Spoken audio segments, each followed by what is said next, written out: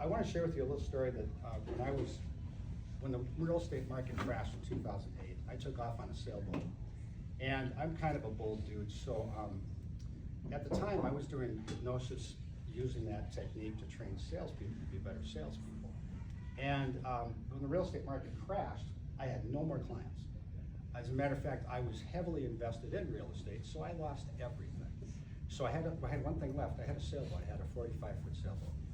And I told my wife, I said, and we had got married a year before. I said, let's take off in the boat. She goes, well, how are we going to survive? I said, I don't know. So we left with the boat at $20,000, and I went down the Mississippi River from Minnesota, down through the Gulf of Mexico, Gulf of America, and over to the Caribbean. And I started hanging out in the Bahamas, and I was watching these guys on the shore hustle people that came off the cruise ships to go do things like beach visits and things like that. And I started watching it. I thought, well, you know, maybe I could get people to come and sail with me, and I could make some money.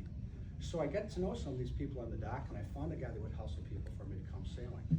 And so people would come off these cruise ships, they'd come sailing, they'd give me $1,500 a day to take them sailing. So I was doing pretty good. I wasn't getting rich, but I had enough to kind of hang out in the Bahamas. And after I did that for a little while, the Harbor Patrol started to pull me over and hassle me and ask me for papers and things like this. So I'm a little naive, right? And so I talked to a buddy of mine that owned this bar in town, and he said, well, talk to this guy that I know at the government center and call him up. So I called this guy at the government center. I go in there and he says, well, you can get a permit to do this, even in the Bahamas, even though you're not a Bahamian. I'm like, okay, so I do that. So I get the papers. Well, actually, I should back up a little bit. He didn't get back to me for a couple months. So I go back and see my buddy at the bar. He says, well, I'll have to figure out what's going on. I don't know why he's not getting back to you. So I get a call a little while later from the guy at the government center. He says, Mr. Captain Lucky called me, come on in, I'll get you your permit. Well, I discovered that my buddy at the bar knew the president or whatever the top guy is in the Bahamas. He owed him a favor, so he got to meet this guy to give me the permit. So I get the permit, I start doing these charges, everything's going great. I kept getting pulled over by the Harbor Patrol. And I couldn't understand why I kept getting pulled over and hassled while I had customers on the boat. I go back to see my buddy at the bar, and he says, well, they just want money. So when they pull you over, give them some money when you show them your papers. Well, of course, I'm from the States, I'm not thinking we should do that, right? Well, anyway, long story short, about a year later, pirates took my boat. They took it from me in the middle of the night. And it's there's a fun ending to that story, but it takes alcohol to tell that, so I'm not going to tell that part. So in front of you, you all have a piece of paper that has my class schedule on it. And I want you to flip it over and use the back of that sheet. Okay, it's blank. It should be blank. So on that blank sheet, I want you to fold it in half. Fold that sheet in half. And you make that in your pen, so you borrow one if you don't know. Fold it in half. Hot dog or hand? Either way. And so, now that you've got it folded in half, on the one side, put it in front of you on the one side, you're going to write down everything that irritates you. Everything that irritates you, anything you're struggling with. And by the way, you don't have to share this with anybody. So you want to share it, it's private to you. So start writing down things that bother you, things you're struggling with. So things that bother you, things you're struggling with, things that you just feel like you can't do. So fill that page up. And you don't have to share it with anybody, this is private. Can we have more than 10 minutes? They won't let me. Come on, start writing down. Hey, you sponsored me today. You didn't do writing. Okay. Come on, you know there's stuff that irritates you. Write it down. Come on, write it down. Do this. This is fun. You're going to learn something really neat from it. Things that bother you, things you can't control. Raise your hand when you have 10 things on the list. No, geez. Just raise your hand. I got 10 things on, and I'm not going to ask you to share it either. This is still your personal. 10 things. Todd, participate. Borrow one. Yeah. Who doesn't have a pen? Gets a pen. Good, you do list, okay.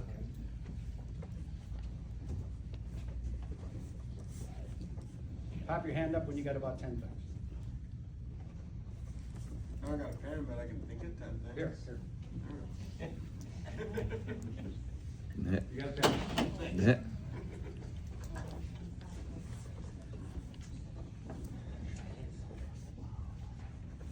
Alex, what are you doing? I missed the beginning, so we'll go over that. Okay, write down 10 things that irritate you. And you don't have to share. Only it. 10? Well, if you got more, it's okay. We don't have time.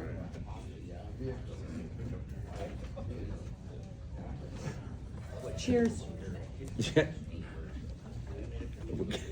My God, I know those bottles. are Okay, you in at the least bottle. have 5. Yeah. Huh? Yeah, we're good. I'm drinking my stuff from Patty. Oh. Is it gonna help him forget what he's doing? Sure. I'd like everybody in here to remember also that I walk around and pick these things up at the end when I pick up the room. Just throwing it in there. Okay, Don't now you've got these things written handle. down. Okay, you've got them written down. Now, take your pen, upper left-hand corner of that sheet you just did. Put it upper left-hand corner, put the word G, the letter G. Big letters. Cursive or regular? The letter G. Black.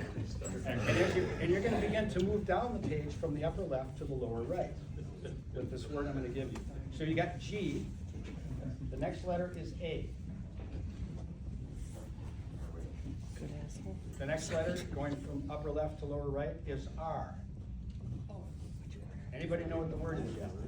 Are you writing them in order from, Excuse me? are you writing them in order from the corner down? Yeah. The letters, yes. Upper left to lower right. Garbage. Yes, very good. The word is garbage. Garbage. Now, flip the paper over. Now, this time you're gonna write things you're grateful for. Things you're grateful for. Maybe it's that you got a roof over your head. You got a successful family. Maybe your business is going great. Write the things you're grateful for on this sheet of paper. Get at least 5 things on there. Let me know when you got them done. Put your raise your hand.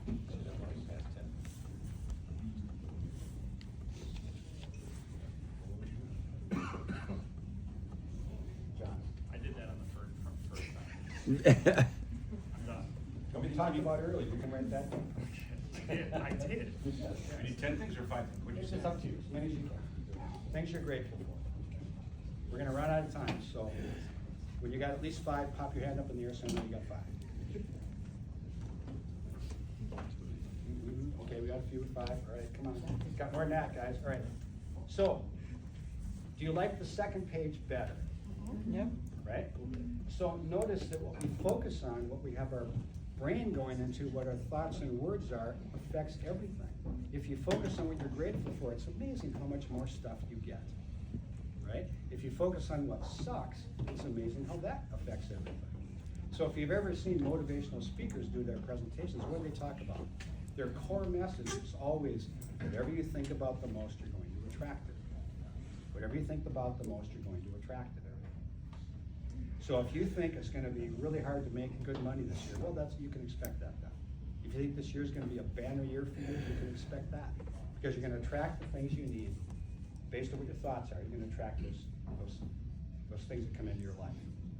So when I'm working with clients, this is really what it is. I'm teaching them to change what they're doing in their heads so that they start to think the right ways to attract the right things.